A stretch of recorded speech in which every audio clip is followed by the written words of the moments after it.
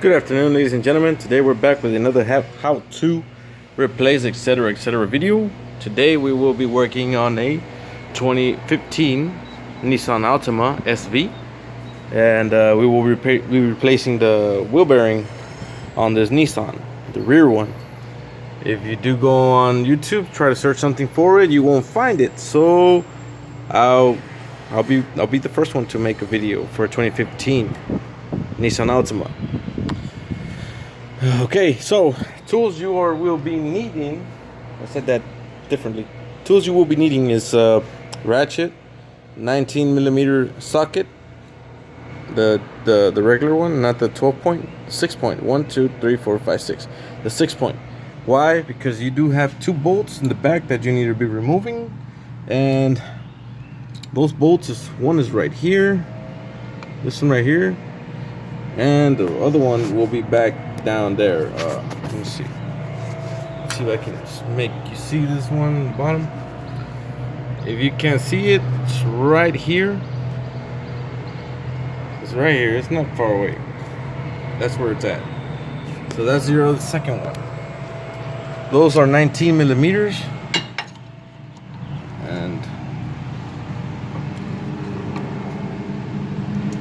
you just take them off. But well, you will be needing an extension for that. Sorry about the noise.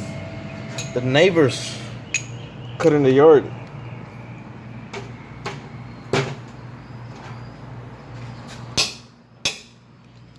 The reason why you need the extension is because this section right here.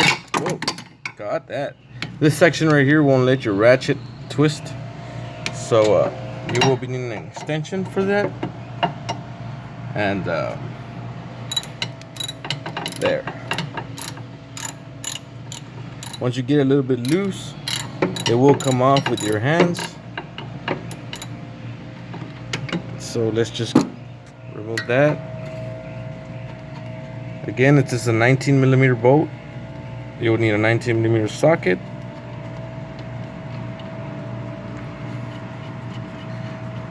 This is the easy way to remove your rotor brake. Here's one.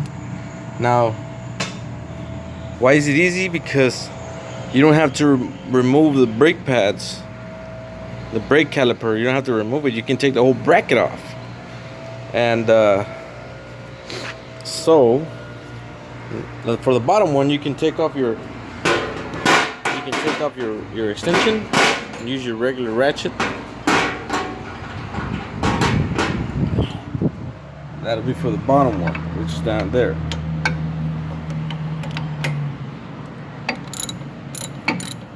There it is. There's your bottom one right here.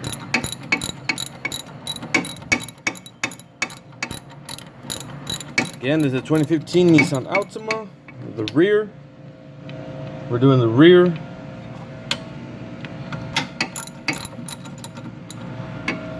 Wheel bearing. It's kind of frustrating when you type in something on YouTube and it just redirects you to whatever it wants. Or something close to it.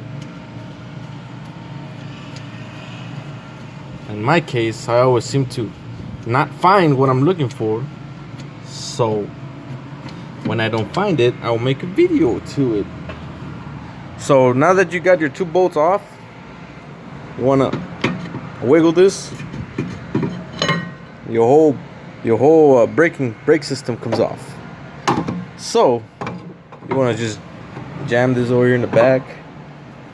That way it'll give you a clean work space. There you go. So you will have to hammer this, the rotor brake. You will have to hammer it out with some strength because it is super tight. Even the tire, when I took it off, I had to bang on it like 20 times for it to come off. It was super stuck. So imagine how stuck this is. Okay, so now, good thing, whoops, I dropped the bolt. Good thing is that we are on a lift. We'll just lift the car up.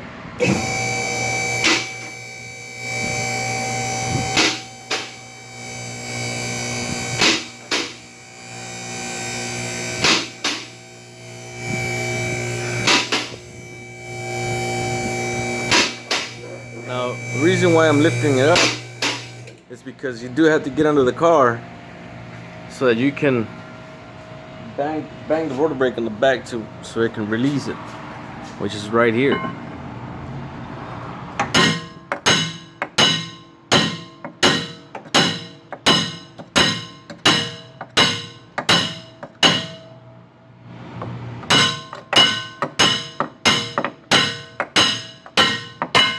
There you go. Came right off.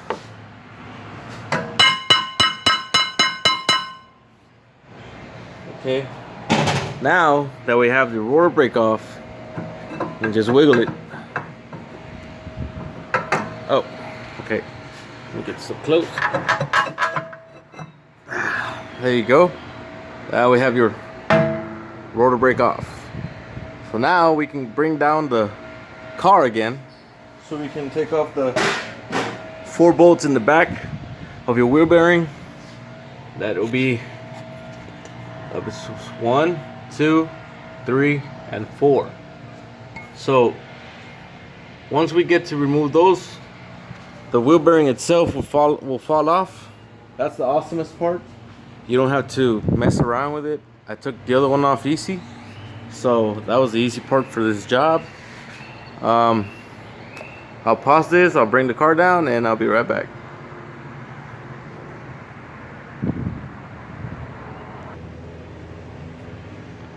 Okay, so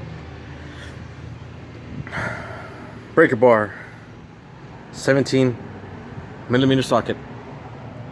So you can remove the rear bolts here in the back. They're a little bit torquey. They're a little bit strong. So I'm trying to figure out where I can put the phone. Okay, 1 second. Flip it. Do this. That's perfect. Okay, so the only reason why you want to use a breaker bar so you can loosen it.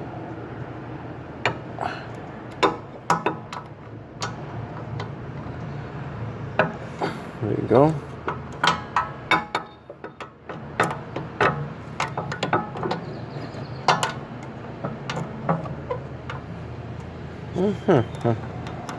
So it's up there. Okay.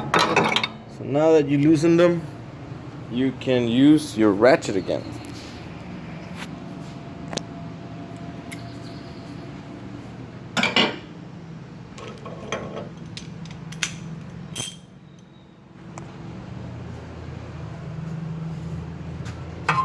Once they're loose, you can use ratchet.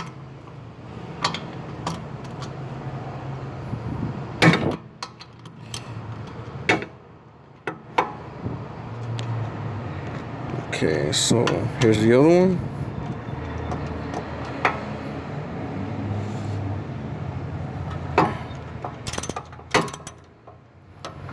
Careful with that clunk, because it will hurt your fingers. Once that they're loose, you can work them off with your fingers.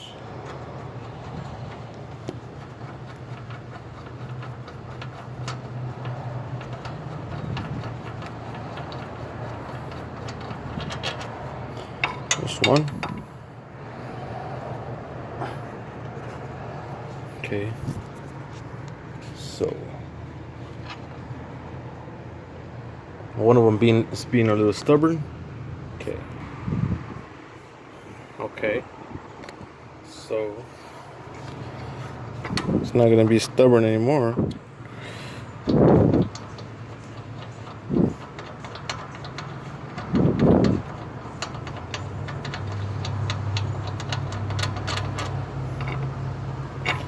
Go ahead and set your bolts to the side.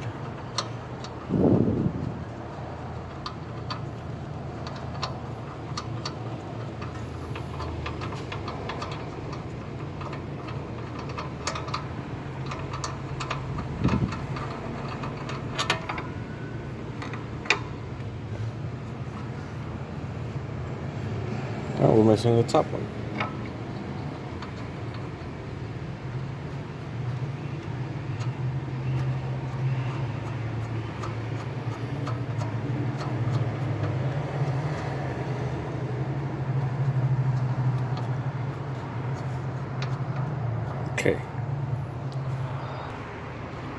Okay, once you took in all your bolts off,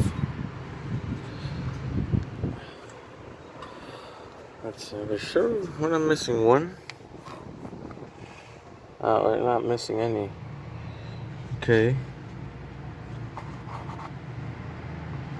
That's weird because the other one came off by itself. I guess we'll just give it a little jab on these.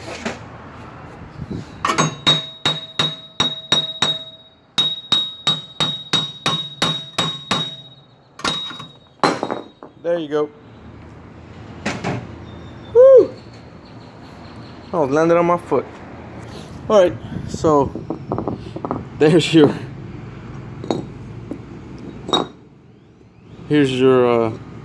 wheel bearing.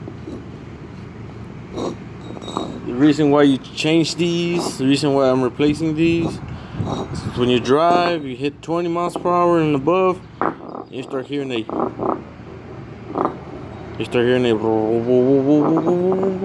like if you have an extra muffler.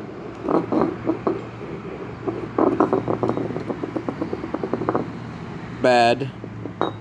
So let's go get the other one. They do have an angle, ladies and gentlemen. Let me tell you, there will be an angle. This top part right here is larger than the bottom part. So if you do set it in place on your wheel hub and you see that these match, they don't match. If you put it on one screw on this one and this one doesn't match, take it back off, flip it around, and then set it again. Now if they match, awesome. That's the way it goes. Like I said, this is the larger size than the bottom one. They have their angle. I didn't know that until 20 minutes later. So now we'll go back. We'll get our new part. This part came from rockauto.com. Best place to buy your stuff. And if you do buy, you'll get some collectible refrigerator stickers. Look at all those beauties. So back to the car. Like I said, it does have an angle.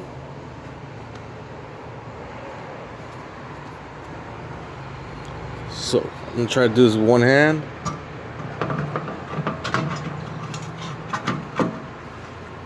Okay. So if you can see in there,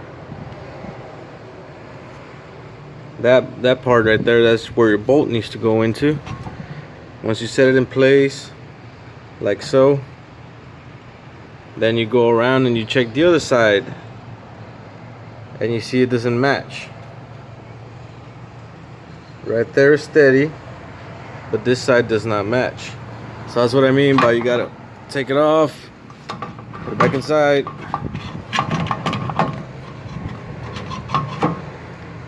position it.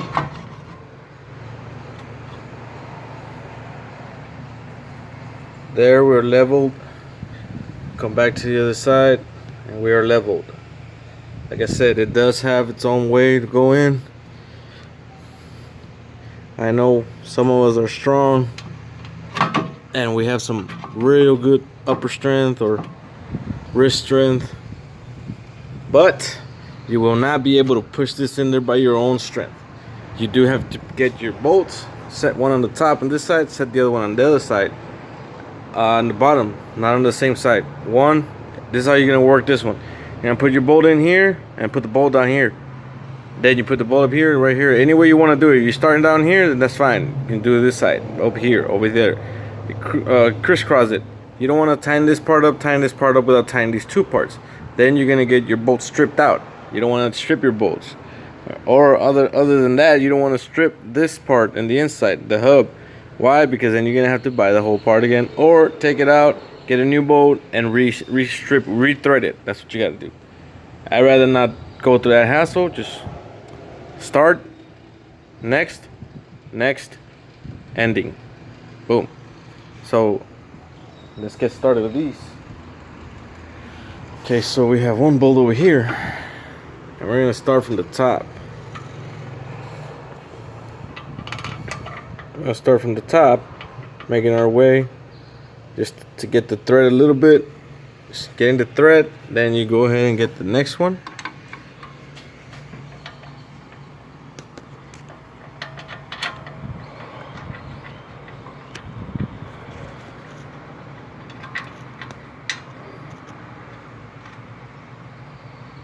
Just get the thread a little bit, then you just kind of wiggle it in position.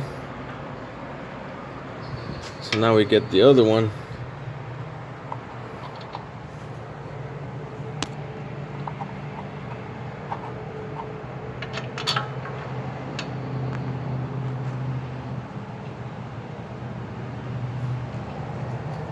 Just like so.